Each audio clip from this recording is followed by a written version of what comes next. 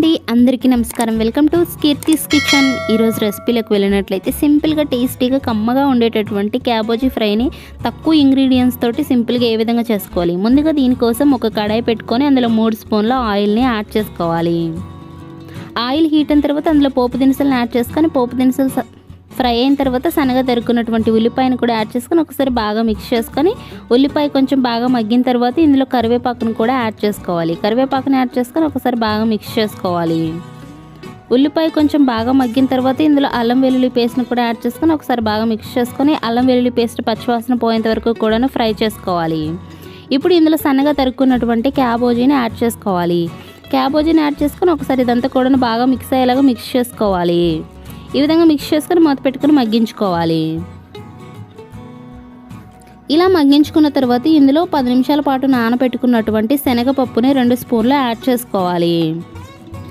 ఇలా శనగపప్పుని యాడ్ చేసుకోవడం వల్ల క్యాబేజీ కర్రీకి మంచి టేస్ట్ వస్తుంది. ఇలా యాడ్ చేసుకొని ఒకసారి మిక్స్ చేసుకొని మూత పెట్టుకొని క్యాబేజీ అనేది కొంచెం బాగా మగ్గేంత వరకు కూడా మగ్గించుకోవాలి. క్యాబేజీని ఈ విధంగా మగ్గించుకున్న తర్వాత ఒకసారి బాగా మిక్స్ చేసుకోవాలి.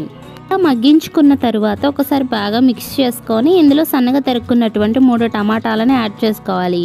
ఇలా టమాటాలను యాడ్ చేసుకొని ఒకసారి బాగా మిక్స్ చేసుకోవాలి. ఇలా మిక్స్ చేసుకొని మూత పెట్టుకొని మగ్గించుకోవాలి.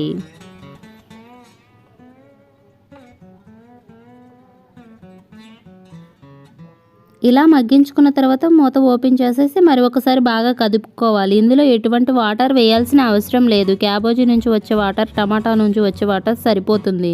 ఇందులో టేస్ట్కి సరిపడినంత ఉప్పు, అలాగే 2 స్పూన్ల కారాన్ని, అలాగే 1/2 టేబుల్ స్పూన్ పసుపుని యాడ్ చేసుకోవాలి.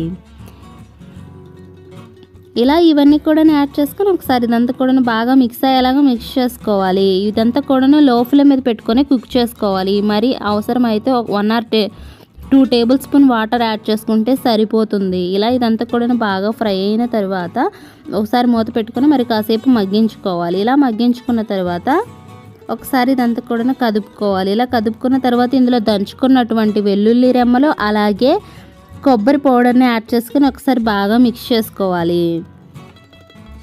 ఇలా మిక్స్ చేసుకొని మూత పెట్టుకొని మరి ఒక 2 నిమిషాల పాటు మగ్గించుకోవాలి.